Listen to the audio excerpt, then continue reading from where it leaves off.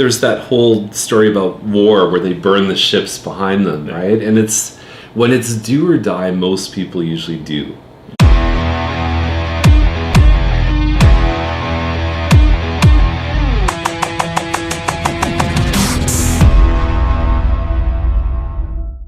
Welcome to the latest episode of Over a Pint. This week we're here with Chuck Charlton from the Charlton Advantage Team out of Milton. So why don't you introduce yourself? Yeah, well, there you go. You said my name. We're out of Milton, and I'm ready to drink some beer. Let's do it. All right? That's a great way to start the Monday. Yeah, exactly. So this is a local craft brewery in Milton. So it's called Orange Snail. I even had them give me tasting notes yesterday. So for the hardcore beer aficionados, whatever it is, I've got some notes here. But let's pour it. Sounds good. I heard something a little while ago that a more aggressive pour, because you try and minimize the head, but it'll actually start to churn in your stomach. Right? So actually, in the last episode, I even talked about it with Richard Silver. Okay. Because it was actually a Facebook video of like a beer sommelier I know, doing like an example. Mind blown. Yeah. And it was, and so he took a stick and he kind of mashed it around. I don't want to repeat what you talked about, but I've learned now to pour a little more aggressively. And then it does actually make you feel a bit better. So we'll put some head in there. We'll let it settle. Okay, that'll be yours. That's good. And did they recommend that at the brewery or just? I like this one. So they have like an India Pale. That's a lot of head there. Anyway. Sorry. Uh-oh. Are we good? Look at that. Whoa. That's okay. It's right on the edge. Right. Okay. So Rattle and Nemo. So this is the one that I really like. It's an amber, obviously. You can see in the video. And so they use 5 malt varieties. So they have chocolate barley. So we get a bit of chocolate in there. Roasted barley. We've got flaked barley, Munich malt, and pale ale malt. Okay. So there's 5 of them. There's 2 hop varieties. What you get apparently, and this is what I've noticed too. I've had this before. We'll move this over here. Is you get caramel.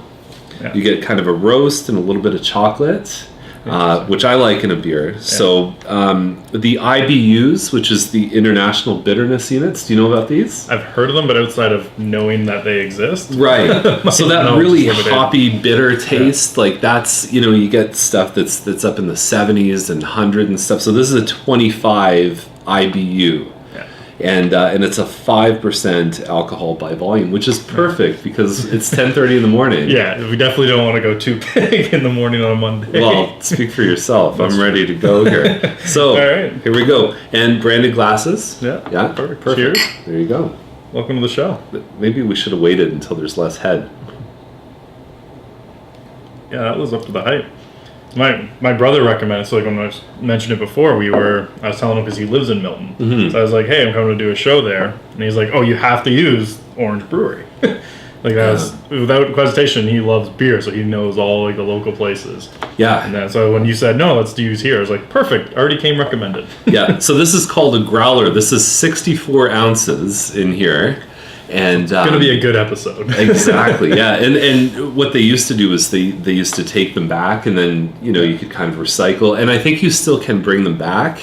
Yeah. I think they would buy them back from you, and then they found people just weren't taking care of them. Yeah. So I like these. They're great water bottles too. Yeah.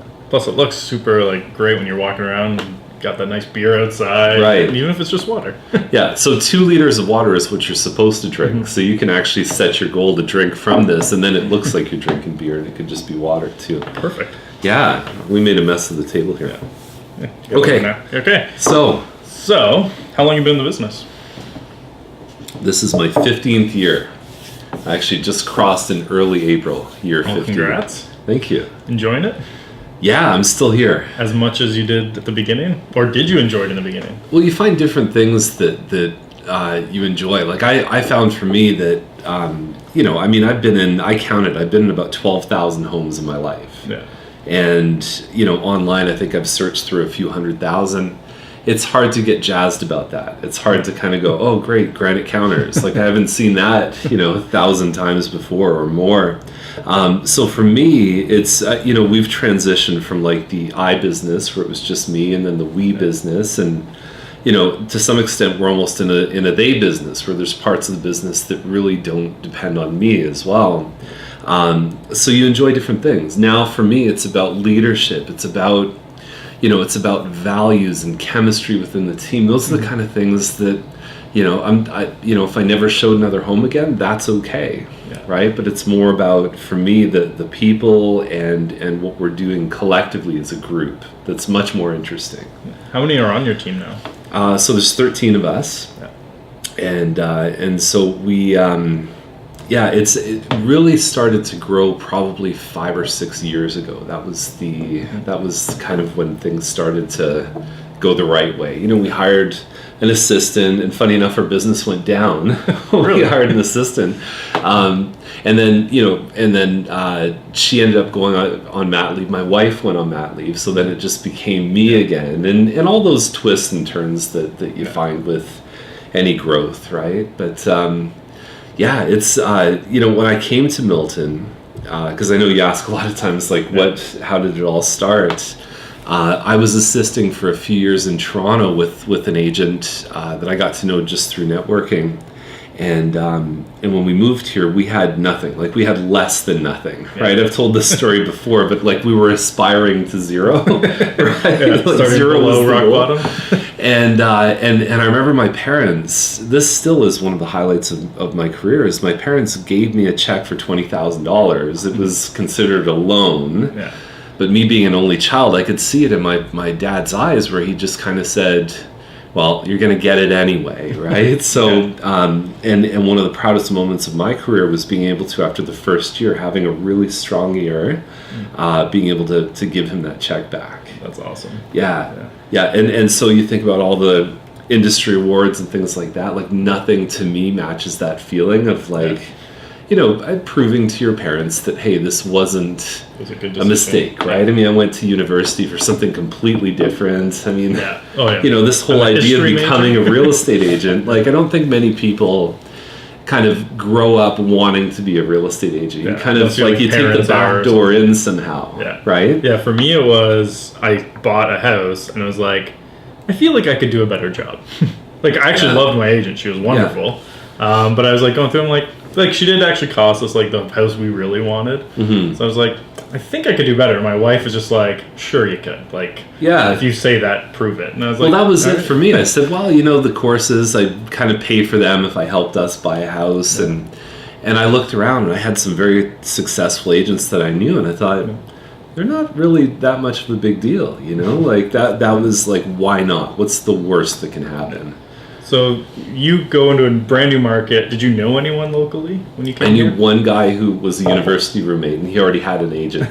Right? So it was, come to a new area, 20,000. Yeah. What, like, if say you had to do that again today, you go to a new area, 20,000. It was 40,000. So it was like stretching out all the line of credit. This is aspiring to zero. Yeah. And just saying, like, you just kind of put all your chips on red, and that's one of the lessons that I've learned too, is that if there's that whole story about war where they burn the ships behind them, right? And when it's do or die, most people usually do. Yeah. And that was it. We didn't have another choice. Like, it couldn't get any worse. And if it did get worse, I'd probably be living in my car if I even had a car. So it was like, we got to make this happen, and we did. So what did you do in that first year to get your business? We came into town, and remember, this was probably 2004. Mm-hmm. The internet was still a thing, but most of the agents in town, I think, didn't really adopt it. Yeah. It was just pre-Facebook. There was nobody on Google AdWords. Mm-hmm. I did my first YouTube video in 2007, and that wasn't long after YouTube launched. Like, that was before Google bought it, and it was a big thing. And I just found that was our lane. That's what we really liked. And we did a lot of like direct response marketing, which is very kind of low brand, right? It was much more about the message. And what I've come to learn over the years is that if people are willing to trade their anonymous status to get, like, the value has to be good enough that they'd be willing to kind of give you something in exchange for it. And that was the whole way that we built the business. Price reports, having a website that had all the different offers on it, and all they had to do was just leave their email address. And then it grew from there, like we, and the business has gone through all these different iterations. Like we collected email addresses, and we would have sort of a drip program, not a traditional drip. It was much more short, personal, and expecting a reply. So it'd say, hey, Andrew, I just saw a home with a 2-car garage. Would you like me to send you the link? It would be much more, or if I've got this way of updating you about homes. If you're interested, then just reply back. So it wasn't. Sure. A lot of the drip emails are just really they sound terrible. Yeah. And I think a lot of times people forget that an email conversation is no different than this, right? Is that if you're having a coffee with someone, you're having a conversation or a beer, is that you want your email to sound exactly like that. Yeah. I think that's the biggest, because we just ourselves hired a professional copywriter, and we had that conversation with her of can we create a templatized kind of thing we could offer to people, right? And right away we're like, no, we can't. So when we bring on a new client with her, she has to sit down, now it's virtually, but and learn them and their voice, and it takes a long time.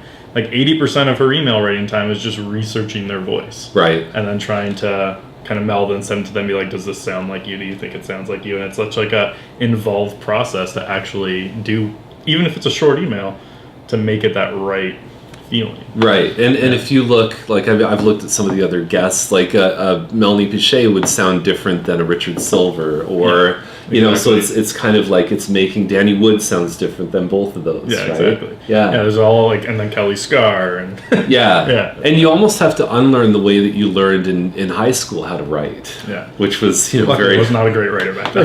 Right. And I was the same. I was kind of I was a decent student. Yeah. There were times when I bought the textbook the night before the exam, and I always managed to get by. But yeah, I found that the delivering a message and getting people to take an action was really what I noticed was my unique ability in this business. Yeah. There's people that could probably show a home just as well as I can. There's probably people that could negotiate an offer as well as I can. And I think I'm pretty good at that. But I think being able to get the messages out. And we went through a whole phase. Our first phase was that we were only looking for people that were what we called 5-star clients, which is knew what they want, had a plan, they were moving in the next 12 months, that kind of thing. Friendly, right? That's a big thing. It does, because why do you want to work with people that are just not nice to you? It doesn't make any sense. Leave that for someone else. And so these 5-star clients, we started to email them, and it would be a weekly update. We actually used to print listings and mail them. Yeah. Believe it or not, because that was still something. No, but that was still something that was right on the edge of when people were getting emails from us, but print was still an important medium, and I think it still is. But we would do that, and then we started to realize that if you send an email to one person, or 100 people, or 1,000 or 10,000, it doesn't take any more time. Yeah. So we said, why are we putting a funnel in place that's so extreme? Why can't we just send something to everyone? Just assume that they're 5-star instead of them trying to prove to us. Yeah, that's so smart. And that's what I love about the online is the scalability of it. Right. You can do, I remember I had a blog post that every week for years, it still brought in hundreds of people. Right. But I only had to write it once. That's it. It's the evergreen. Yeah, and we can even start talking about Milton Daily Homes too, which was the next iteration too, because we went through that phase where, and I think it's important when you write an email to have it, if it goes to a group, you can't have it be, you can't talk to the forest, you have to talk to the trees, right? So it would have to be written as if it's hi Andrew, I'm an old friend writing you versus hey all you guys. There's a big difference, and people can tell that. It's the same way as when you get a birthday card from your dentist, right? You just, it's it's a hey only friend. One who still sends it, right? Exactly. But then we started to realize, because we would get more requests than we were able to handle. So I had a stack of people like this that we didn't even get back to. Yeah. Printed sheets, because that's how we used to do it back then. Now Follow Up Boss is pretty much the same method, but it's just online. But we started to say, okay, so the information is going to start to become ubiquitous. You could see it already back then in 2010 when we did Daily Homes. But the difference is nobody's interpreting. No one's giving context to that information. So we did that. We just stopped last year, but we did Milton Daily Homes for 8 years.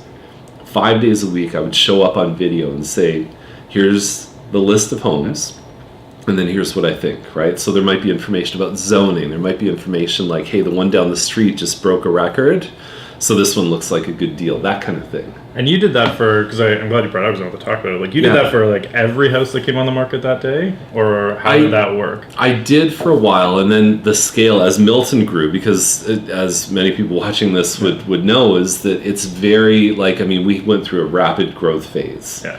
You know, the town went from a 30 or 35,000 person town to like 110 now. So it started to get where if you have 40 homes in a day through the spring, you don't want to talk about all of them. It's just not worth it. So I would just kind of choose, you know, the ones that go through the list and just make some notes, say, okay, I'll talk about this, talk about that. Yeah. And how many people do you find were was it a major driver for you guys? Oh, for sure it was. And there were people that just really felt like they knew us. I mean, we had people say that they used to watch me in bed together, you know, like it was a ritual for people.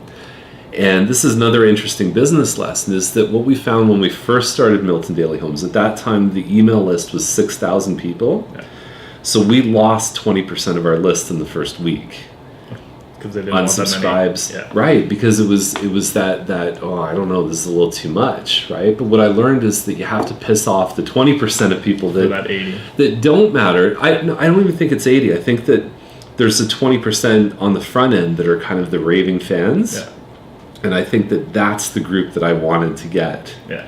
Because my goal is, and I mean it's bigger now, but we wanted to help 100 people a year, right? So I only need 100 out of 6,000 or 4,800 or whatever it is. Which you should be able to do that big of a list. Yeah, exactly. So that was the thinking, is that I'm not concerned with the people who get out. In fact, I'm kind of glad, right? If you never wanted it, that's okay. And a lot of agents have an issue with, like, I've been asked, like, it was like 5 emails a week too much? And it's like not for the passionate crowd, right? Like if you loved guitars, you love the Blue Jays or the Leafs, you'd probably welcome more communication. Yeah. Right? Especially if it's good information. Well, exactly. And it's not for everyone, and that's okay. Yeah. And that's fine. Like, and do you have a different mailing list? Like, do you segment it? So it's like, here's the group getting Milton Daily Homes, here's another group that maybe it's less frequent we're sending out information, but still sending out? Or is it all just one kind of big pot? We've had, so now the vision for the business is that Milton Daily Homes has continued. I've taken away the video element, but I've just now sent an email out. So it's a bit more of a written digest. Yeah. And then we've got a list for our sellers. So we talk about things that are relevant to sellers, and we send that once a week. And then we also have a podcast that we've launched in the early phases, but that's eventually going to have its own mailing list, and it'll kind of, you know, go on iTunes and all the rest. I want to build some stuff up before I put it out there. Makes sense. And I've noticed with your podcast, it's not you're necessarily the host. So like you have people on your team. That's right. Doing it as well. So do you spend a lot of time? Because I know like seems to be a big debate among team leaders. Like, do I promote my team members a lot, or do I just promote me? Because then if they get big, you know, then they have their own following. What if they disappear? Yeah. So what's your philosophy kind of on that? I think that there's a big difference between playing not to lose somebody versus playing to win, and kind of treating your team members like they'd be around forever. And maybe they are, maybe they're not. But I've always had that loyalty that I want them to be better than I ever was. You know, and one of the problems with Daily Homes is like, what if I ever got hit by a car? Like there's a business lesson about Siegfried and Roy versus the Blue Man Group. Yeah. Where if you look, well, what happened with Roy, right? He got mauled by a tiger. Yeah, kind of shuts the show down a bit. It did. And like, you know, $10 million a year they lost, and I mean it was a huge thing because it depended on Siegfried and Roy, and there's a lot of agents that run their business like that. Yeah. And so I was lucky to learn early in my career. There's an article in Forbes magazine that Dean Jackson, my mentor, shared with me, and it said, just down the street from Siegfried and Roy was this. There was 3 men in blue face paint. Yeah. And if you know how that group developed, there were 4 blue men. So it meant if one of them was sick or there was a problem, that they could still do a show. And they basically like franchise that now too. That's right. So now there's, I don't know how many shows there are, but at one point there were 20 or 25 different blue men group around the world with a spare. And how great of a business lesson is that it doesn't count on you. Exactly. And so one of the problems with Milton Daily Homes is I was the host. And we talked about maybe bringing agents in and having, Mondays is this person, Tuesdays is this person. It's just, it was just time to kind of put that to bed. But now we have a chance to kind of showcase the talent around here. Yeah. So you spend a lot of time, like even with Milton Real Estate Homes now, it's written instead of video. How, like, is it because you the list writing still has power, or is it just someone on your team who's like available does it? No, I write it, and it's usually something like it's in the morning, just as I'm looking through what came out. Is I'll just kind of I'll open a little thing up on my computer, type a couple of notes in, and then just send it off. I got to the point with Daily Homes where I said it was like Regis Philbin, where I would just kind of show up and film it, and then people did everything else. Yeah. I might write it down. Perfect. But that's your special sauce, right? Is to say, okay, do I need to be involved in the whole editing process and everything else? You don't, right? Because it's not what I was best at. I could do it, but it's not what I should be doing. Yeah, that's similar to like even like with this show, the editing of it. Like I'm doing it myself right now. Okay. But eventually I'm gonna stop. Yeah. Just hand that off to someone else. Like here's all the footage. And I have a ton of B-roll footage just sitting in a folder right now. Right. I'm just like, I'm waiting for Outtakes. someone else. That and like Beer little spilling. things like, You need another... Yeah. Like I'll come into like, say like an office and I might film parts of the office before the show. Okay. And like doing things like that or like even like little things are just to spare footage of like the camera's taking shots of me driving here. Okay. And eventually can put all that into a show and like I don't have the time to go and edit all those little B-rolls into everything. Right. So it's kind of like I got all this extra stored footage just waiting for me to hire an editor to make actual videos out of it. I think 2018 is really about, you almost have to be your own kind of media company. It's like we're realtors by trade, but you're really like an advertising agency. Yeah. Is that there's a lot of elements there, video editing and equipment. Like you have to know that stuff. You have to know it as much as how to tell the age of roofs and windows and all the stuff that you do as an agent. Because like it's what I was doing when I was selling, and like since then Gary Vee talks about it a lot too. Is you're basically becoming like the local newspaper, especially as those are more and more dying. Right. An agent can take that up. Like if I was to go back to sales today, that's basically what I would do. Is I would just create for my town of Aurora. I'd just be like essentially the Aurora newspaper. Right. But I just happen to sell real estate.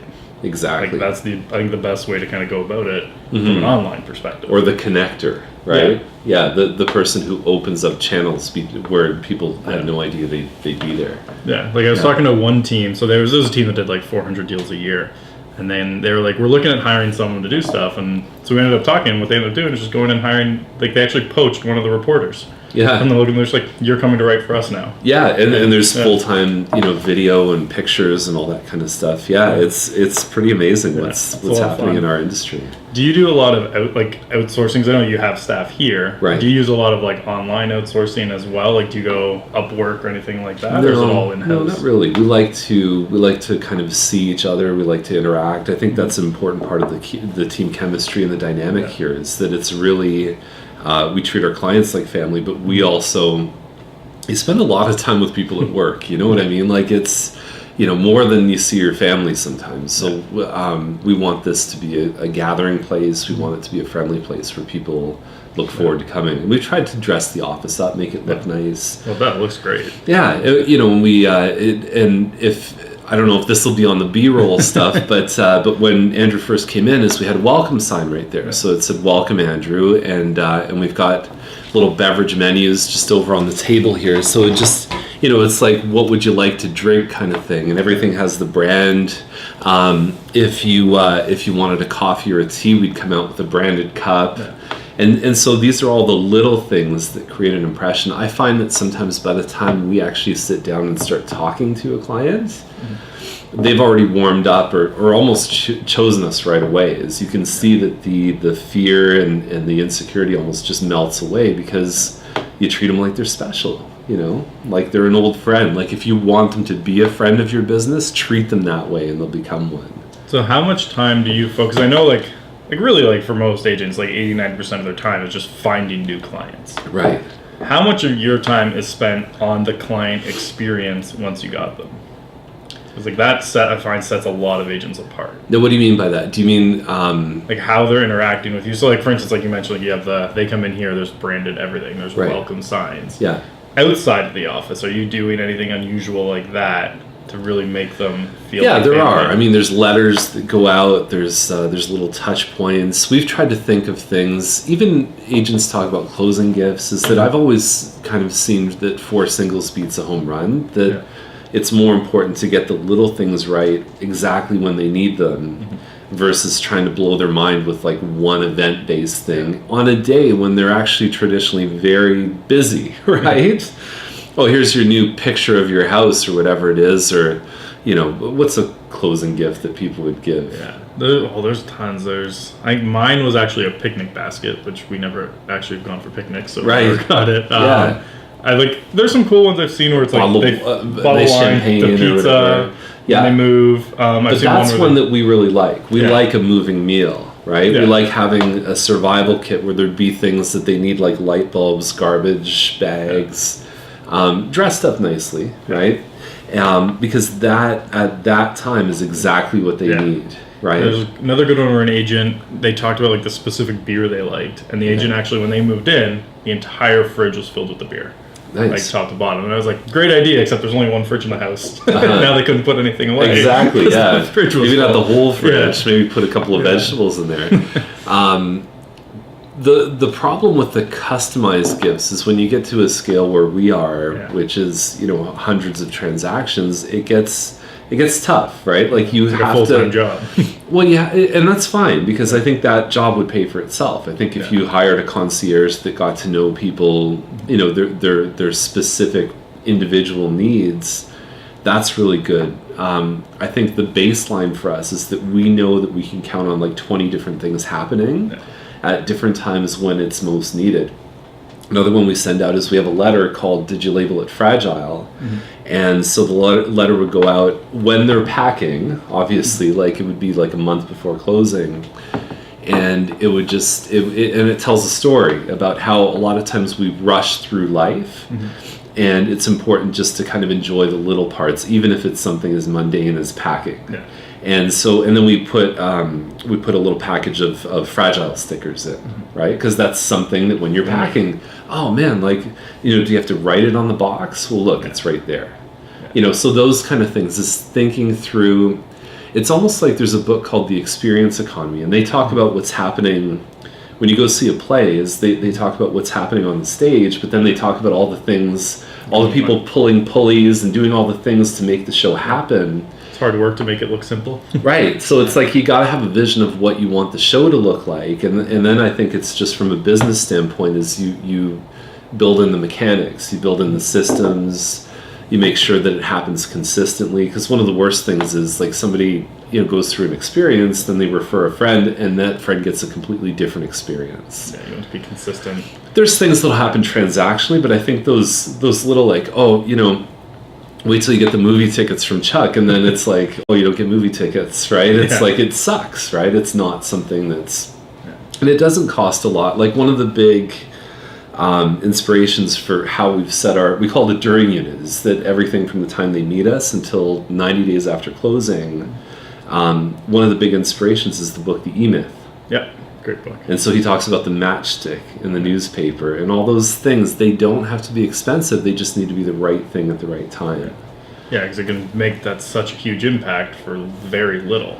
Right. Like I was looking at that even with like our business and some of the things we're doing. Like I was able to cut, there was one situation where I was helping someone out. I cut my cost by 80%, but she was happier because it was a much more specific gift for her and like experience for her than what the bigger one would have been. Right. So she actually way preferred that, but it's actually ended up saving me like $3,000. Interesting. And so would you have we call them touch points in our business, where, and again, I don't want you to reveal too many sort of trade secrets, but would you have, like, your clients have a process? Yours might be an extended during unit because, you have an ongoing relationship with someone, right? You'd have it's a little different. Right. Yeah. But do you find that aside from the normal updates, I mean, we call world-class updates once a week that should happen. But how do you keep that momentum going? So it's past the honeymoon phase, I guess. So we're still working on that exactly. It's like when I started the business, it happened really fast. Okay. So like it was basically like I stopped one day at a company, and the next day I was like, you know what? That night I'm like, all right, I got to start this company. Like, I have bills to pay. Right. So the first year was a lot of me just moving as fast as I can, and there was no systems and processes. Right. Then went back, hired people. So like we have this one woman who works for us now, Trisha. Okay. Who that's her kind of baby, is like she's bringing everything and systemizing it. So we're a bit working on how that works now. But there's little things like we're gonna start doing, like, instead of giving like tickets to someone to like go to a Raptor game, well, why don't we go with them to the Raptor game? Yeah. Because then it's building that love is relationship. spelled time, right? Yeah. TIME. Like one of our clients, she pays 6 months up front at a time. Okay. And that's like how she's one of those people who's like, we're client for life, just, she will mail you the check. It's just like property taxes. She just knows she's going to pay you. But instead of like her mailing it, we go up, we have lunch with her whole team. Okay. And like I'll bring my team up and we all sit together and have like a really fun lunch. Right. We don't even really talk business during it. Yeah. And then at the end, obviously, because of the check. But right. Exactly. But it's just like a really nice way for us to do it. It's not the focus of the meeting, right? Yeah. It's like, by the way, here it is. Yeah, build that relationship, have some fun with them, and like build personal, like little things. Like for like some of our clients, we use Slack for team communication. Okay. So we kind of have a level of client, because like I don't know if you use Slack at all, but there's a limit on how many single channel users you can bring in, which would be what our clients would be considered. Yeah. So we got to a point where we couldn't actually bring in any more clients into Slack, so we changed how we do it. But for a certain tier of client, they get their own essentially direct message channel with us. Okay. And those ones, like, they've become friends because it's like a chat group with our whole team and them. Right. And we sit there like we're having fun together, we're joking. Like there's been times where it's been like Friday night at like 9:30 at night, and my whole team is in there joking with them, and like there's no work talk. Right. But it's great relationship builder. It's like our team feels like they're friends with their team, and it's been a really great way to do it that way. Do you ever feel like there's such thing as kind of too close? Do you ever feel like there's depends on the client? Like with this client in particular, like we've just become friends. Okay. Because like we've been my third client ever. Okay. Whereas like definitely I make a point of a little bit more distance, but that's also we kind of gauge it by each one. Yeah, but even I think in general, like you just see people who, I mean, in our business, it's somewhat expected, although that's even changed too, that nobody used to do offers on Sundays. Now we do offers at 11 p.m. on Sundays. So there's there's that erosion of that business and personal separation. It's like that's another thing that overall is, and I know people that are salaried employees that return, and they're expected to return emails at odd hours, Friday nights and things like that. So I have to specifically tell my team, and it's because like I'm like the guy who works all the time, and if I get an idea, I send it right away so I don't forget. Right. So like I've sent my team message at like Saturday night at 11 p.m. And they'll answer, and I got to the point where I'm like, you know what? Like if I send a message after 5 o'clock on a Friday, you're not allowed to answer me. That's right. It's almost Monday. I appreciate you're now banned your willingness. Yeah. So and sometimes they still do respond. But for the most part, like they get into that point where they get it. Like unless it's an urgent thing, because like every now and then there's like something that comes up and I'm like I need an answer. Yeah. But I'm like it's a 2-second answer. Yeah. But like I have to be like, all right, you're outside of work hours now, guys. Like you don't have to respond to my wins of I have all these questions. Yeah, exactly. And I think you need to kind of choose your own formula, because maybe for you that works, right? Yeah. And I know for me is that I've got 2 girls, 6 and 9, and I've got my wife, and I've always believed there's time for everything. When someone says, "Oh, I don't have enough time," well, it's are you prioritizing the right things? And I mean, I could be better at the health side of it, exercise, that kind of thing. That's food my prep. struggle right now. Right, exactly. But, Healthy living.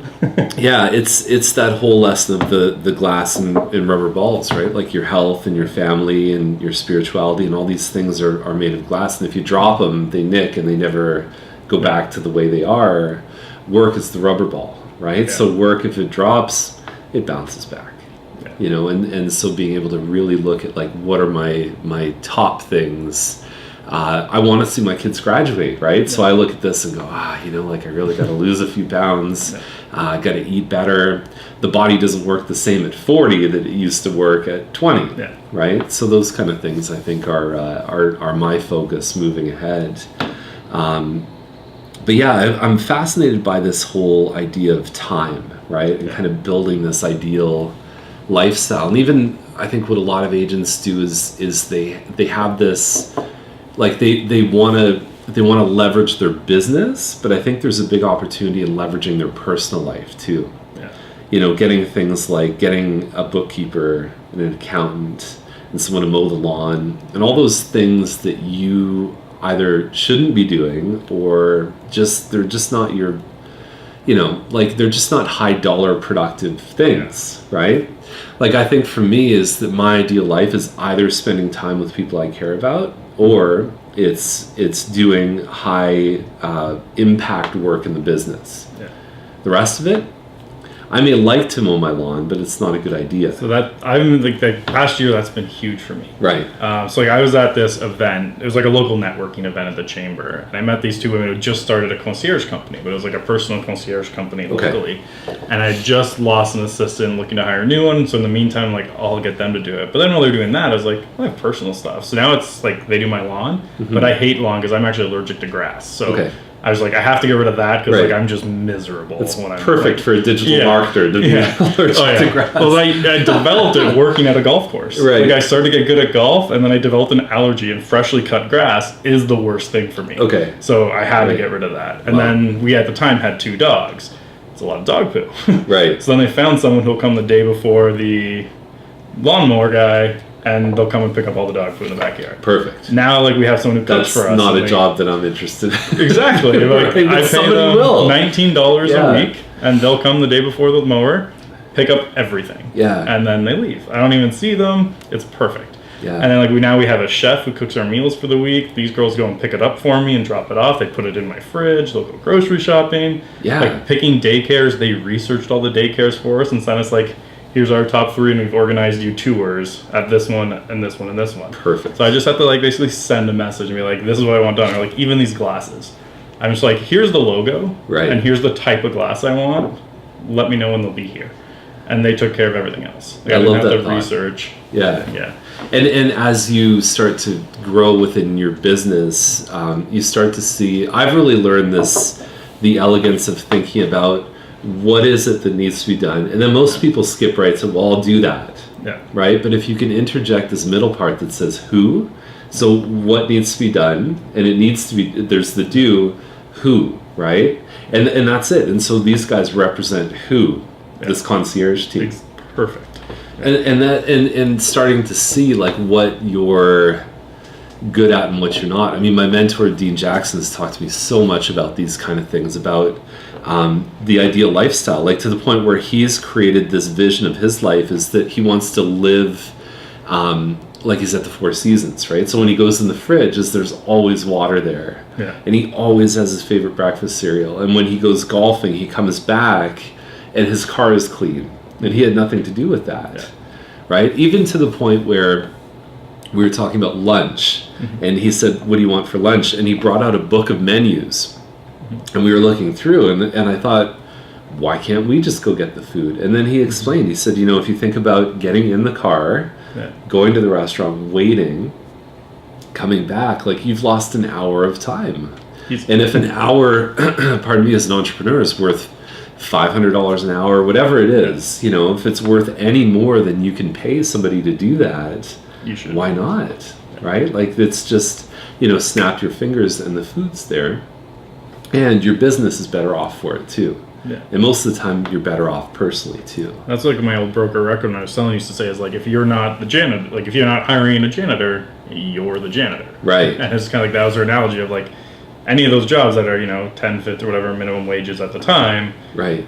That's you. Like, you have to find someone to do well, that. exactly, right? If whatever you could hire someone for is and you're worth a certain amount, even to the point where you look at your waking hours. Like if you divided $250,000 by the number of hours you're awake, if you sleep 8 hours a night, 16 hours a day, 365 days a year, you'd come up with an hourly range that when your eyes are open, you're worth that. Whether you decide to work or play, it's what it is, right? So if that waking hour is $32 an hour, you hire someone for 15. Just makes sense.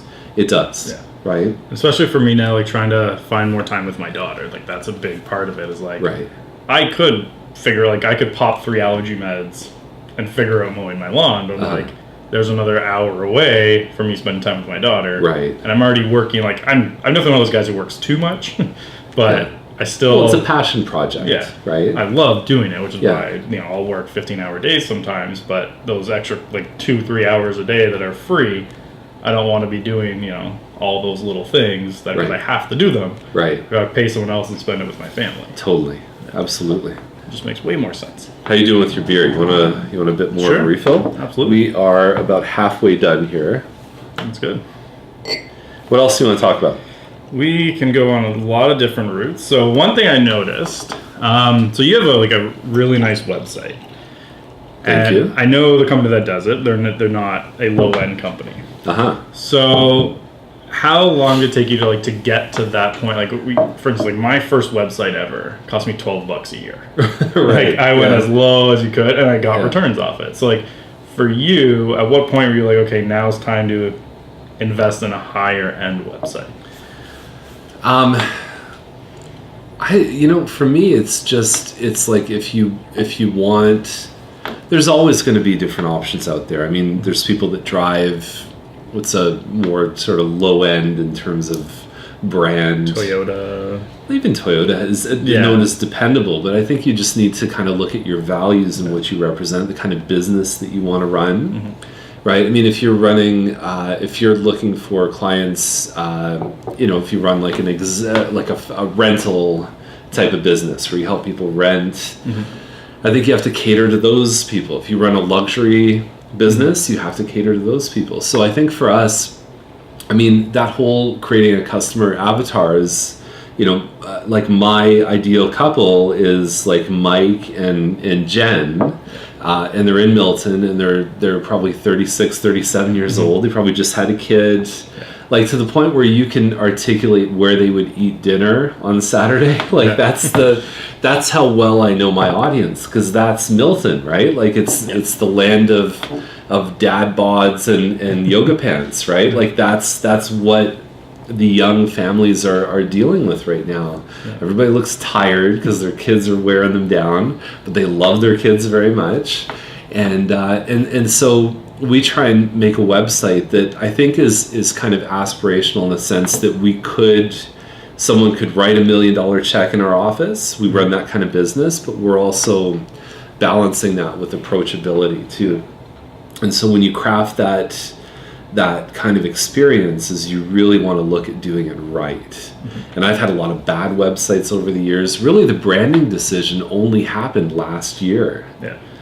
And it was from a conversation with our coach, Ken Goodfellow. And it was really like Milton Daily Homes was almost such a strong brand that was more recognizable than Charlton Advantage. It really was. And so that's a problem. And so you now need to kind of reposition things to say, Milton Daily Homes presented by the Charlton Advantage, right? So everything now is, and because of the direct response background that I had, I was always of the opinion, well, brand doesn't matter. But it does matter. You can still introduce it later on. So if you attract somebody through an offer online that maybe doesn't have your face and, like, hey, like, look at my website, but slowly they start to learn who you are. It's been a big thing. Like online reviews have been massive for us, right? So it's not even about, I mean, you can say all the nice stuff that you want about yourself, but when somebody else says it, it's infinitely more valuable. So we made a conscious effort last year to collect reviews. And what we started to realize was, even when we look at our values and our culture as a team, that our purpose, the reason we exist in business, which is a question a lot of people sometimes never figure the answer out, like, what's your why? And it came to us last fall. And the question was, what's your Stanley Cup, right? Like, the whole reason the Leafs exist is because is to win the Stanley Cup. Mm-hmm. The Canadians, all these people, like the New England Patriots, shout out to Drew there, right? Yeah, exactly. I know Drew's a fan. But they exist to win a Super Bowl. They exist to win a championship. And so the question that was given to us by Ken Goodfellow is, what's your Stanley Cup? Yeah. And we've always loved, and we've celebrated as a team, when we get somebody who loves what we do enough to say something about it, right? And so our purpose on our team now is to create 5-star real estate experiences that people love talking about. Mm-hmm. And that was a big turning point for us, and it's something that you can really rally behind, because it's there or it's not, right? And it's not. I hear a lot of vision and purpose and statements that businesses say, to be the best real estate team in the area. Yeah. I don't think my success is ever dictated by quantity, which is almost implied in a statement like that. It's more about the quality. Yeah. And the quantity almost comes if there's if the quality's there. And if you have the quality, I think especially like your cost per lead will actually go down over time, because you're going to get more referrals, and that starts bringing in more. Yeah. Because like direct response, I find that's the issue. Like, we do a lot of direct response marketing. Like, the second you turn off the tap, the leads stop coming. Right. Referrals, they can keep coming for years if you provided that great experience. Like, you still have to do a little bit of work with them, right, and remind them, stay top of mind. Yeah. But it's not that same with that direct response, which is what I like about brand marketing versus direct response marketing, is it has that more lasting power, whereas direct response, it just kind of stops. It is, but it depends on you to be you've got to follow up. And so that's got to be a component. Like, if you look at the silos in the business, there's a way to interact and engage with like an unbranded online customer versus a past client. And so we've got a lot of things and systems in place to continue to treat people well for years to come. And so the business, I find a lot of people are either good at one or the other. Yeah. Like, they'd be good at getting new business, but then they don't. It's that whole thing, like you said, in your first year of business, where they just kind of lose track of them. They just disappear into the sunset. Yeah. Or they move in and they never hear from you again. We call that the taxi cab experience, right? As you get in the cab or the Uber or whatever it is, and then they're gone, and that's it. And we joke about that with our clients, because we have people that we met 12, 13 years ago that are still coming out to client events. They're still getting our communications. And have they moved in those 12 years? Yeah, well, I mean, some of them have, right? I mean, others are perfectly happy where they are, but that's another silo in a funnel. And what's interesting is the best businesses are kind of like between 30 and 70% mix of those. It could be 50-50, but it has to be within those goalposts. Like, if you're a new business, like, there's people that brag about, like, I run a 95% by referral business. Yeah. Well, then you're losing opportunities, because 5% new business, all the sign calls and all the ways that you can generate business. Yeah. And here's the other thing, is when you run a referral-based business, is it sometimes gets too, it's all like the same network. It's too kind of gluey and together. What new business does is it kind of expands the outreach of the business. Yeah. And at the same time, if 80 or 90% of your business comes from new, then that's what we call clear cutting. That you're right, exactly. You're just kind of next. You're running a very transactional business. And for the first couple of years, that's okay, but eventually you should be bringing in huge referral. Right. Yeah. So it's not always a badge of honor to have a 90% by referral business, in my opinion. I just think that if it's 30-70 or 70-30 or 50-50 or whatever it is, that to me means that somebody runs a good business. Yeah. It's the same as somebody who, the badge of honor for me is not that I did 8 transactions this month. It's that you did between 5 and 10 every month for 12 months straight, because every agent goes through that kind of roller coaster where it's like, oh, I got a lot of business, but they forget the business building. So it'll go 8, 0, 1, 2, 6, right? Like it has this the roller coaster. And I've always believed that the best business is like 4, 6, 7, like 5. Like it's like it has this consistency, and as soon as I hear that, I go, that guy runs that girl runs a great business, because it has that motion to it, and it has that, like, it's almost like the worst case, there's a threshold where that it only gets better from there. How long did you find it took you to get to that point where you had that steady stream? Because I'm sure at the beginning you probably had a bit of the up and down. A little bit, yeah, for sure. That happens with systems, and I think it happens with people, right? Yeah. Like with good people. Like I've noticed on our team is that if you bring someone on and in a very short period of time you start to feel relieved, it means that's a good decision. Yeah. And if you fire them and you feel relieved, you made the right decision. So there's a relief element there, but that's it, is that the consistency happens when somebody like yourself comes in and says you can count on 300 or 400 leads, right? And then you start plugging in the system that says how are those people going to be communicated with. And really the only channels are phone calls, emails, or like even text sometimes, or like letters. Like that's it. It's the same as the internet. Like there's only photos or like audio or video or text. Like that's it. Like it's not rocket science. Like you just kind of go, okay, what's my plan in all of these elements? And so I think where we've fallen off in the past is we've been really good at lead generation, but not always good at conversion. Which is the biggest struggle for everyone in the industry. It is, because generating leads is relatively easy. Yeah, because most agents, it's like they, have to show homes, or there's interruptive states that happen in an agent's life, versus saying, and this is why I love the thought of like an inside sales department, is that there's a purity. We've thought about doing it. It's definitely on the radar. I've got all the information. I've got some great friends that run a really good department. But we looked at the top agent on our team last year, made 2,000 phone calls. An average inside sales would make between 150 and 250 calls in a shift. Yeah. So that's like 8 days of work, right? So it's like our best agent did 8 days of like calling work. Yeah.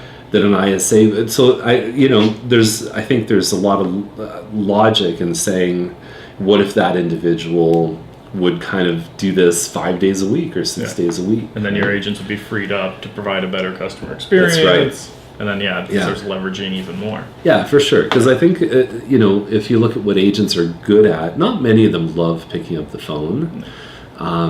But if I sat a client down and said you're going to meet them at 4:00, they'd be okay with that. Yeah. Or if they were just going to kind of show homes all day or go on appointments, like that's what I think an agent's good at. So part of creating an ideal experience, because I really look, my friend Matthew Regan talked about this with me last summer. He said I had to switch my focus from like me helping 200 clients to me having 8 clients, which is my agents, who can go out and help 200 people. Yeah. You know what I mean? Is that I need to create the ideal ecosystem for those 8 people versus like it having to be me to enable them right on the front line. Yeah, for sure. How much time do you spend, and what are you looking for when you're looking at adding someone to your team? How do you go about that? So that's what our industry calls like onboarding, right? So our criteria, our threshold, we go through a pretty stringent, they do a disc profile, they interview with us. Usually there's a second interview over a breakfast or lunch, at which point they would be invited to train with our team. Okay, so the 2 things they would have to know by the time that they are offered membership as a team member is they would need to know our buyer presentation, and they would need to know our calling scripts. So we have, we have dialogues that are accepted practices in our business. that have been proven over time, and it's part of the systems, right? It's that if I answer the phone different than you do, if you're on my team, there's a problem there. Yeah, it has to be consistent experience. Absolutely, for sure. And in the same way, and there's, 80% of it is structured, because I do think even with a buyer listing presentation, there should be some structure there. Yeah. I know a lot of agents that just say, I show up with a pad of paper. Great. How do you systematize that? Like when it's more than just you, how do you make that a reality, right? Where you do it the same as me, that they do it the same. So that's now 20% of it is still, the agent can still interject their own personality and message, or decide which parts they want to kind of cue on a little bit more. So that's really, and that process really depends on how focused and how much time that agent is putting into the training. Yeah. So we would say, okay, so based on what's going on in your life, like are you unemployed, not doing anything, or are you running a busy real estate practice on your own? It would average probably between 1 and 3 months to get somebody through that kind of incubation period. And that's meeting a few times a week for about an hour and just running through the training. How are you finding those people? Are you running ads to get them? Are they like people you've done business with before? How does that work for you? Not really. I mean, I'd like to be a little more systematic in how we do that. But what's interesting is when we launched the new website, which was just a few months ago, it was early 2018, I've had 6 people that have come to us and kind of said, I want to be a part of your organization. So same way as we've had a lot more people that have just said, hey, come, I want to work with you kind of thing. Yeah. That didn't really happen in direct response unbranded land, right?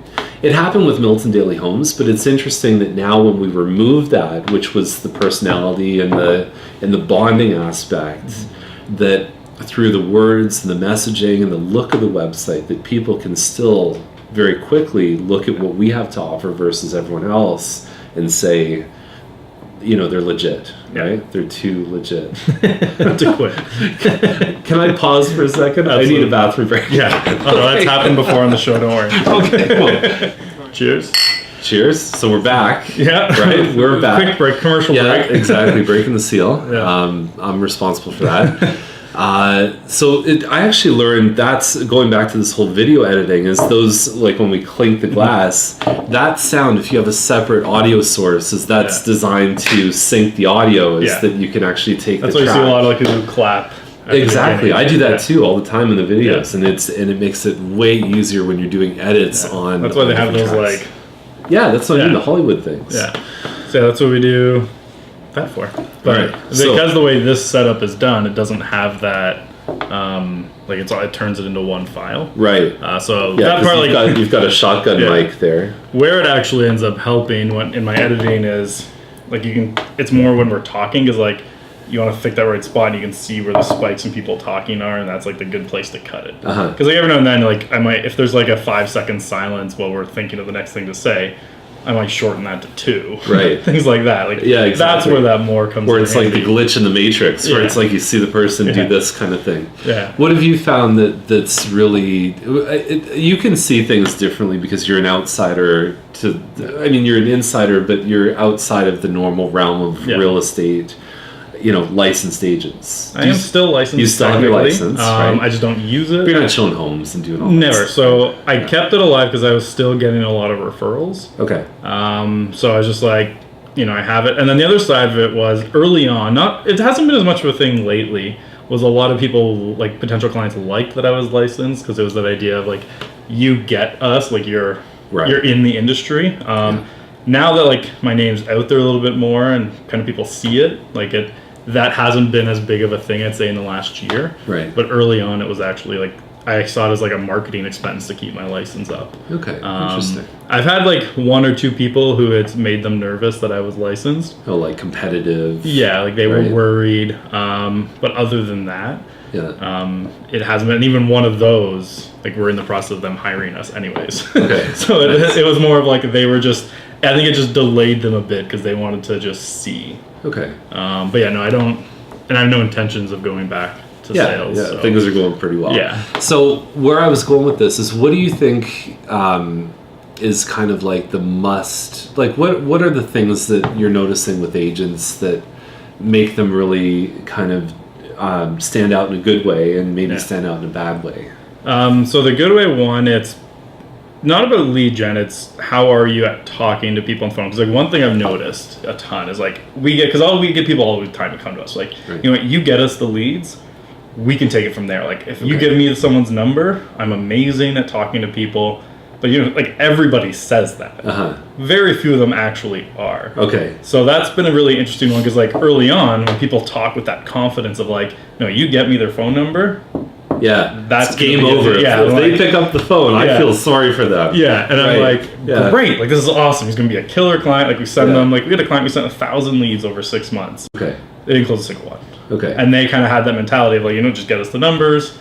And then they email. Yeah. Or they'll call one time on like a Tuesday at 2 o'clock. Oh, well, that means no good. Yeah. Whereas like another client, the first 100 leads we sent them, they got 6 deals out of. Right. And you're like, and what's the difference? So like a lot of it, it's that. It's not the leads. It's like how persistent you are and how are you at like, and it's, even the ones who do really well, they're not like hard salespeople. Right. They have that idea of like providing as much value as they can, but understand like what that value is. Okay. And then, so there's that's a big one. And then the other one, it's a bit of what we're talking about, like that client experience of I actually have a plan in place for like why I can provide really good experience throughout the process, as opposed to just, you know, let's ram them through and get to the next one. Right. So it's like, let's actually care about... That's the taxi versus almost a limousine. Yeah, right? Exactly. That you're going to get this, this, and this versus, well, I can show you some houses. Because that's, if, you know, it's not good enough anymore to kind of... I think the industry is really going in a way where you're going to find that almost concierge level, like that high value... high cost, I think, and then the middle is disappearing, and then you've got this like low, like very, you know, almost like there will come a point where there'll be an app where if somebody wants to see that home, that it's going to say, here's the 5 or 6 agents signed up to our service. It'll be like Amazon Prime subscrition. Right. Or you'll see that there's companies now that have opened up, you know, bidding for real estate fees. And it's like Seth Godin says, is the problem with the race to the bottom is you just might win. Right? Is that, and maybe there's a business model there. I think we definitely aspire more to this level. Is can we handle everything to the point where somebody would be delighted? It'd be interesting to see the same way that Toyota and like they have, you know, Lexus, and then they have, I think Scion is like there's levels to it, right? And I think there's definitely an opportunity in our business to create like almost kind of different brands within the brand. Like Royal LePage is doing it, Remax is doing it. Like they're creating like sub brands for like their luxury ones. Right. And but that's even like I don't know if that's good enough. I don't think it is. But I think real business models created by agents. That. Yeah. No, they're definitely niches as well. Yeah, because it goes all the way from mere posting up to like, you know, wool head like don't lift a finger kind of thing. That's you need to choose where you're going to be there. But the middle, I find, is disappearing. Yeah. Well, it's what happened to travel agents, right? Like, my aunt is a travel agent, has been for like 25 years, and she's still at the point where she doesn't even need new clients. Like, she still takes them, but like she does such a good job and is so busy doing her job. Right. But she's a travel agent. Like, you wouldn't think that people are that inundated, but she provides like this like crazy high level of service, and the attention to detail is like, there are some people who don't go work with her because she has so much attention to detail, some people find it overwhelming. Right. But those who like that love her. Or she's experienced, or she's heard enough about enough places that she's able to provide that context. And she travels a lot herself as well. So like she spends a couple months a year, like maybe she'll go to a Caribbean resort for 2 days instead of a week, or she'll go like a week to the Caribbean, but go to 6 resorts while she's there. And so she, like when she's talking about like, you know, you should go here, but she's also developed a niche. So it's, you want to go get married into the Caribbean? That's one of her niches. She will take care of that entire process for you. But there's so many business lessons just there. You know what I mean? And it's like, if you can, I think the thing is with your aunt, with travel agents, I think our industry is very similar to the travel industry because it's specialized knowledge. And I think if there's anything factual, or even what we're starting to see as the next wave is now to provide things like Zestimates on Zillow, where it's like, well, it's kind of accurate. I don't know if I'd really want to hang my hat on it, but you would have, average income, you'd have all these demographic measurements. Yeah. But that's different, even like school ratings. Like I know some schools that don't have the best ratings, but they're amazing schools. Yeah. And so I think that it's like, and that was the thinking with Daily Homes too, is can we offer that specialized knowledge that not everyone, if there's an algorithm for it, it's no longer useful. It's no longer valuable. Yeah. And so there's a guy named Dave Pell who writes a blog called Next Draft, and he takes all the news stories. He kind of looks at all the Washington Post and Huffington Post, all these different sort of left and right wing, mediums and channels, and he says, I'm the algorithm, right? So he'll choose the top 10 stories, and it's curated by him. And I think that's very similar to a travel agent. I think it's also the role of an agent too. When we were both at OREA, I was really interested in learning about blockchain. Yeah. And this whole idea of this integrated large volume of data, to the point where transactions can almost happen just over the blockchain, right? And we won't spend the whole episode talking about blockchain, but that there's institutions that exist only because trust is lacking. Yeah. Lawyers and banks and things like that, and that their industries may change a lot.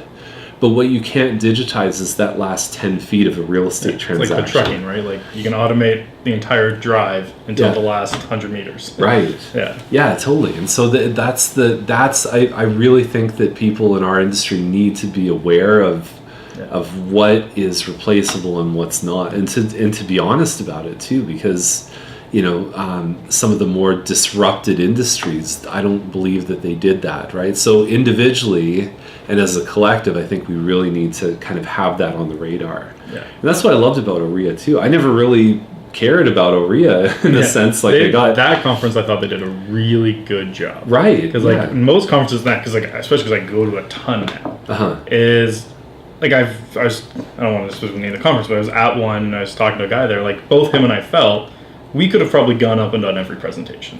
Because not that we knew everything, it was just like we've heard it enough times at every single conference. Right, if you're repeating old information or if you're defending the status quo. And OREA did a good job of bringing in and hitting those topics that are coming. Yeah, instead of being afraid or to just kind of like pretend it doesn't exist, to say, let's really figure this out. I was very impressed. Yeah, I thought the guys doing the blockchain, now part of it is because it's a hard concept for most to understand. Right. They didn't communicate it that well. Like they could have done a better job with their presentation, but I still thought it was great to have that there. I found the most meaning I got from that blockchain was while I was in that session.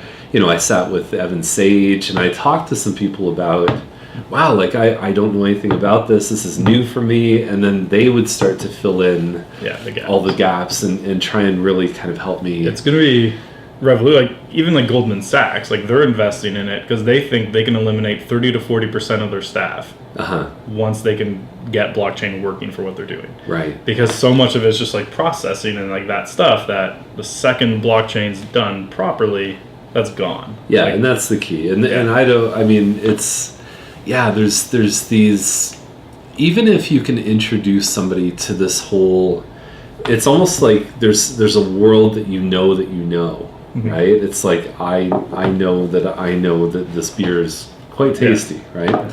And I know I'm sitting here in a room in Milton with you, and then there's this world that you don't know. Like I don't know how to speak Mandarin, but I'm aware of that. And then the biggest chunk of that is what you don't know that you don't know, where it's not even in your awareness, right? And I think the more, and this is a thing for even when you're dealing with clients, is to kind of explain that, is that you may not even know some of this stuff exists, but I'm gonna work on getting your world bigger and bigger, right? Yeah.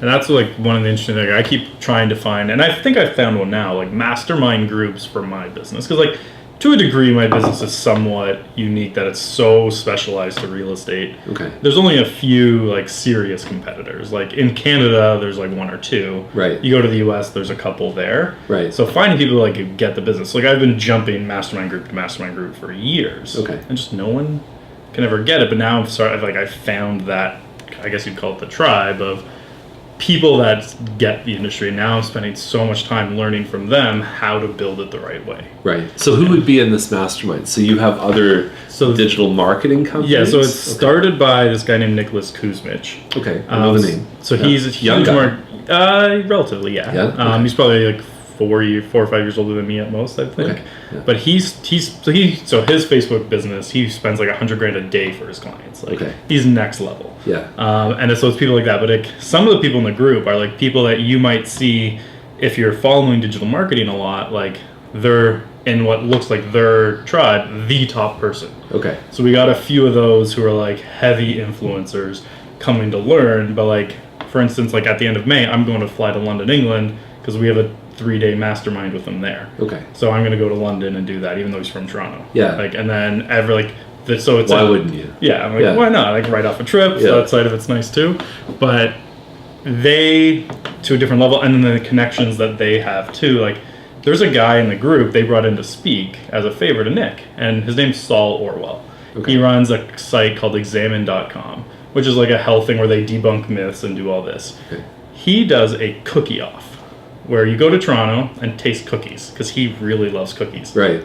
$500 a head. Wow. And he sells it but then donates the entire thing to charity. Mm-hmm. But he his last one he did in New York, Seth Godin was at. Okay. But so one of his rules though is like you can't take selfies while you're there. Like it's not that environment. You're there to enjoy the cookies and network. So he had two guys at the Seth Godin one who were like, oh my God, Seth Godin here, like they're taking selfies. Yeah. They bought a ticket to the next one. He refunded and said, sorry, you're not allowed. He's just like, this is what I do. But like, he's literally $500 a head, 100 people. And they just go and taste cookies. And like, he's created this tribe. People who are like, he has a guy flying in from Finland to Toronto for an afternoon in Toronto to taste cookies. I love cookies, but I'll send you the link to it. Yeah. It's $500 you go, but it's like the top marketers. And because he's so well connected, like he has like 40 reporters who show up. Like he has guys from Forbes coming and things like that, but they're just coming to taste cookies essentially. Yeah. And it's like this, but he's built it from nothing. Like, and he's through doing that because he's got this site that's fitness related, and he does these things where all these guys come together for cookies. Right. He's now building Arnold Schwarzenegger health cookies. Yeah. Right? Yeah. No, they're not. Like he's like legitimately like, here's this one cookie. It's about 1,000 calories. Oh wow. And he's like, I convinced them to build a bigger version called the Saul Orwell cookie that is 10 times that. Okay. And he's just like, at what point does it become a pie, right? Like, yeah, well, it's basically, I saw it. It looks like a pie. Right. But it was delicious. I'll give him that. But through these connections of doing like the cookie off, he's now building Arnold Schwarzenegger's website. Wow. And it's just like, but he keeps building this offline tribe base. Like, you look, like, he even has this thing, like, if you send it, like, say you wrote a book, you send it to him. He will tell you, I will read it, I will tell you what I think of it, then I'm going to throw it in the recycling. Okay. I will not endorse anyone, I need to remain neutral, like, I won't promote it to anyone, I won't even give the book to someone else. If you give me a book, it's going in the recycling as soon as I'm done it. And I will privately tell you what I think, and that's it. And he's just like, I just think the purpose of a book is to share it. Like, I don't know why. I guess maybe he wouldn't know who to share that with after. Part of it is his company Examine. I think my impression of it, because I only met him about a month ago, is that they're trying to be the neutral person in the fitness industry. So like a study comes out about like the effect of protein on this diet. Okay. They'll actually in-depth research. There's a team of like 15 researchers who will see if it's BS or not. Right. So they're unbiased by nature. Yeah. He's trying to live his life in an unbiased, so whether it's related to that or not, stage. Yeah, right? he's just, but he's so focused on that. It's impressive to watch it. Yeah. Kind of how thoroughly he does it. Ah, interesting. Yeah. So there's a lot of cool things like. Whereas, like, I can look at that and think, okay, how can I apply things like that into real estate? Oh, the best ideas are not in our industry. They which really is aren't. Great. Oh yeah, you gotta lift your head up and look around and see what's going on. There's another guy the travel industry, obviously, right? So, like, even one guy came. He talked about his how do you? Basically, his idea was let's kill the elevator pitch. Okay. He's like the best elevator pitch that ever happened was the first one. because like Otis is like the big elevator company. I don't know if you've heard how it got started. So there's elevators before Otis, but they were the first like the one. Flintstones, right? Yeah, like you literally pulled a rope. Yeah. Otis was the company that introduced the braking system. Okay. So the Otis, how it got started was he literally went to like downtown of the city. I don't know if it was New York or wherever he was, and he lifted his elevator high up in the air and got a crowd around him. But he built it open so people could see him standing in it. And he looks at the guy on the ground and goes, "Cut the rope." And the guy just cuts it. Everyone freaks out, drops 2 feet and stops because of his braking system. Wow. And then he became the Otis Elevator Company from that. And he's like, you can't top that elevator pitch. Like, that's the top, but we should kill it. Right. And there's a level of showmanship to that too, obviously. And then he showed, through this conversation, he was like showing his business cards where he's like, most business cards are terrible, but it's an opportunity to tell stories.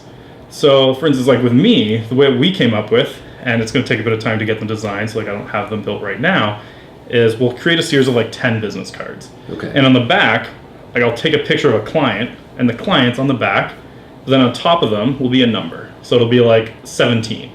And that's like the number of extra deals they did that year. But it won't say that on it. It'll just say the number with the idea of you see their picture on the back of my card with the number. Right. Now you have to talk to me about it. Right. What does this mean?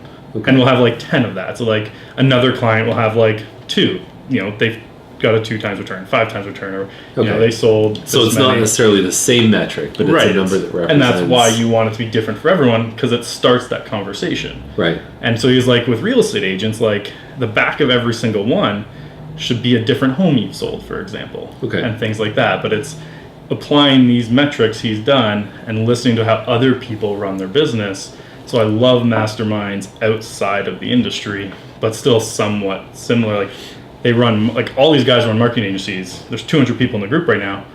There's only one other person who does real estate clients, really. Yeah. And like for me, that's great because it's that perfect group to go to. Yeah, and you're not mowing each other's lawn or anything like that, right? Mm-hmm. I was reminded of a there's a TED Talk. J.J. Abrams talks about the mystery box, right? Yeah. And that whole idea with the business card is that there's an unsolved mystery there. Yeah. And that's some of the best marketing is when you can create like that whole thing where I need to know this, right? Like it was, I was reading something, Tim Ferriss put something out yesterday, and he said, learn my morning routine, leave your email. And I could not put my email in. Like it was just, I had to learn about that. And J.J. Abrams talks about this whole idea is that his grandfather bought him this at a magic shop. It was a mystery box. Mm-hmm. And the problem with the box is you can never open it, right? So it was this, and I think it's such a neat concept is that one of the hardest things for us as humans, there's a couple of them. One is reciprocity, where it's like if you do something for me, I have a very deep desire to want to pay you back somehow, right? But another one is we don't like unsolved mysteries. Yeah. And so if you look at what J.J. Abrams created, even Lost, that's like 7 seasons of a mystery box. Is that what's this? You want to see how Black Fog and you don't. But like he created this whole.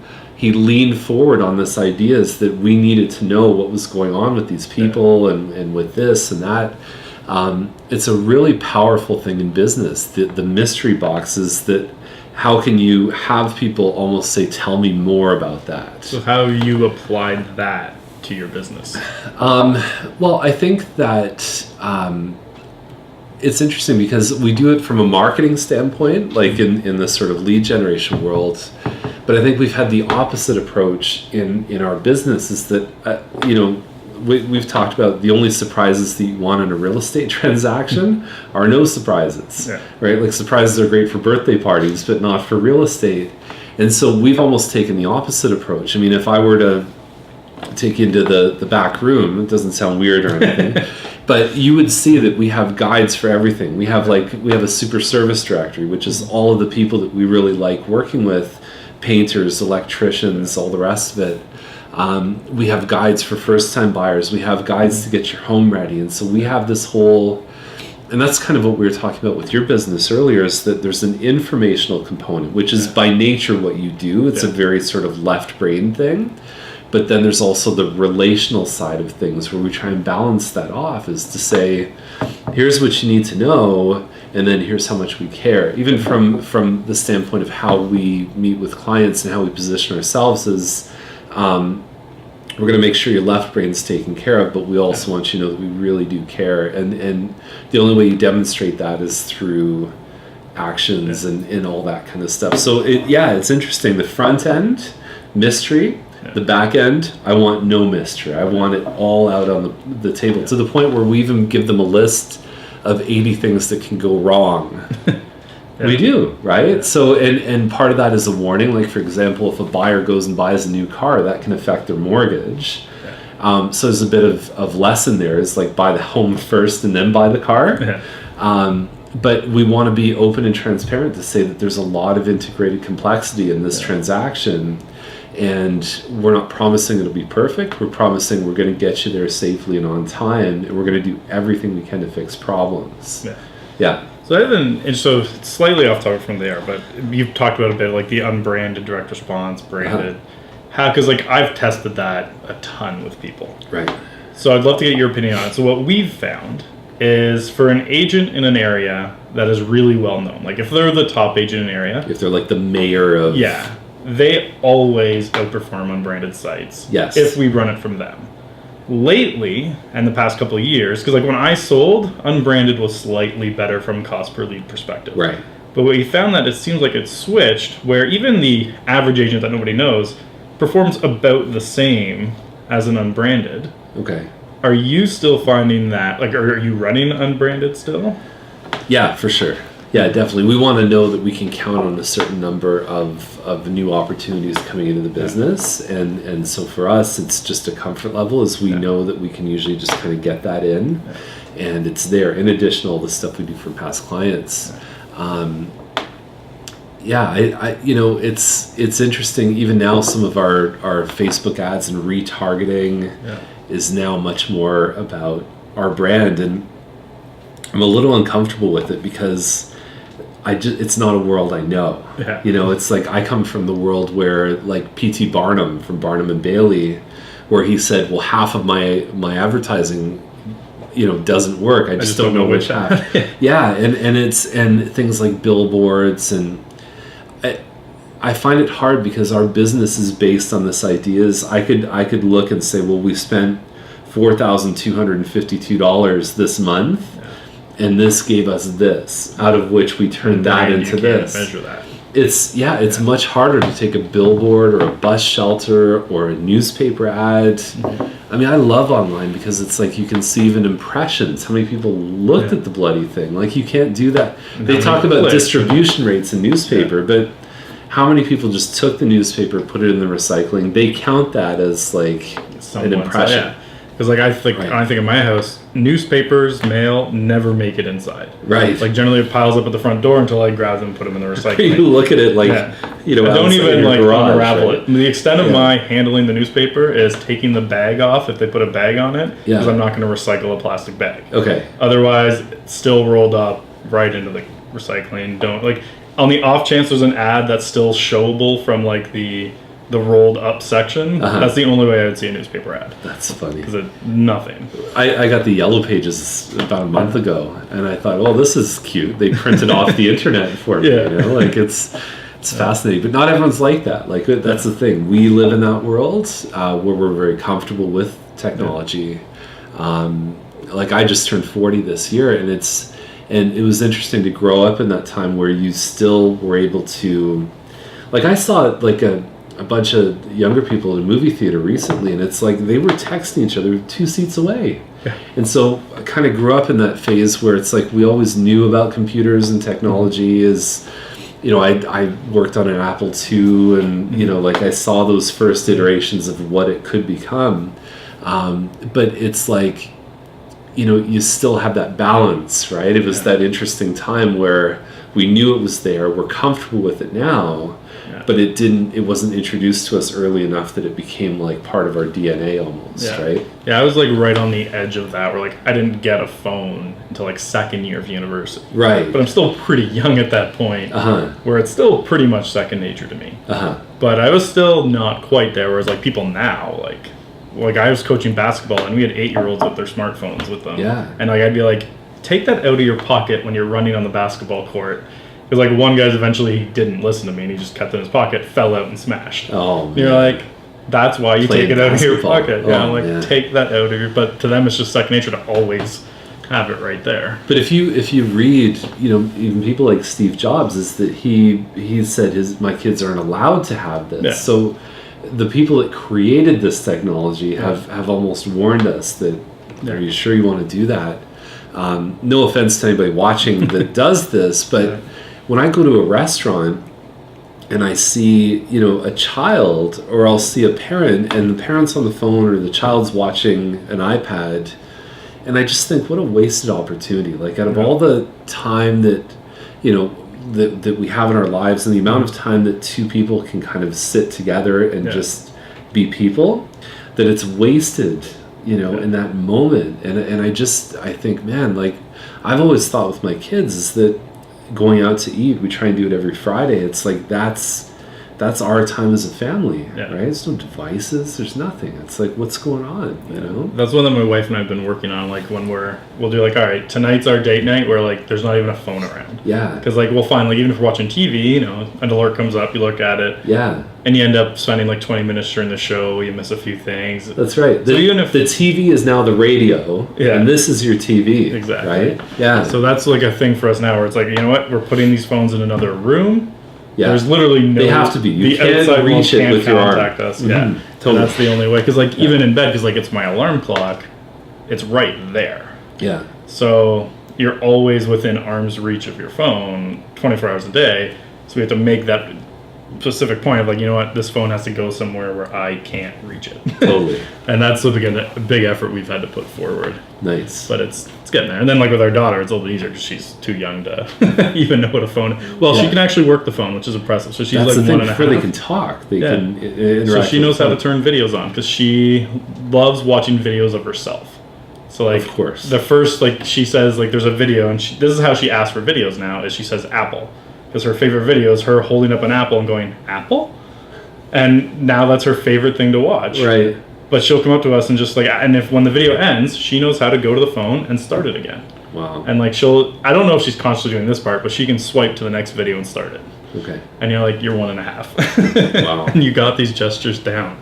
Wow. So I'm like, that would have been, I was, what, like 20 something by the time I got my first smartphone. Yeah. But you're still comfortable with it. Yeah.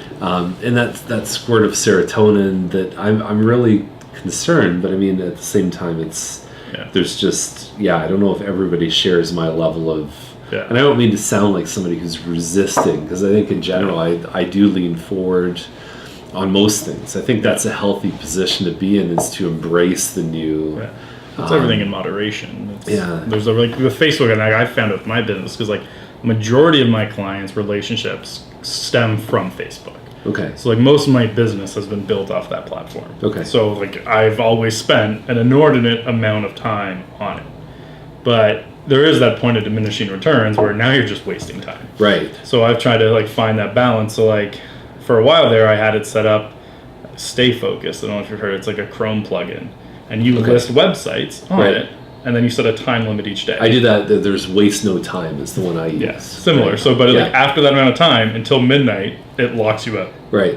So I did that. You've reached your quota. Yeah, it's like a big Dikembe Mutombo figure. Yeah. No more. Yeah, I love any Mutombo reference. He's my favorite. Dikembe. So the way we were looking at is like I had Netflix on there, Facebook on there, Twitter on there, ESPN, TSN, CNN, like all the news sites. And I'm like, you know what? If I spend a total of 60 minutes on all these sites a day, then I'm just out. Right. Like, I just can't go back. But the problem I found is because of I'm one of those guys who has like 50 tabs open at a time. Oh, one of those. You accidentally leave a Facebook tab open and you go to bed at 11:50. Right. That's running until the next day. So like there's a couple times I'll wake up in the morning. You're not allowed on Facebook today. And I was like, crap. Yeah. So then I'm like, all right. So like then I had to disable, and I'm trying to figure out like what that right amount is. I still have to go in there and spend time, but I can't spend all my time there. Right.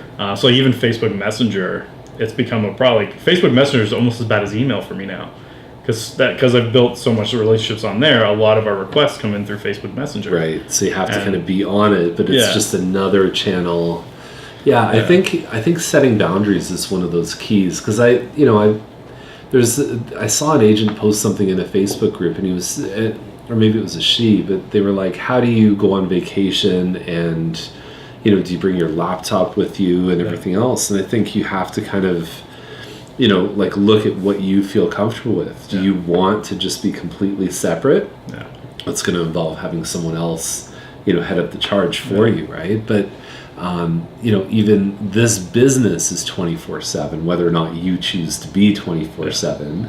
And I've heard of agents, it requires a certain scale, but they'll have someone answering a phone at 2 a.m. It may not be someone local, but it might be someone from overseas. You're talking about, like, do you outsource things?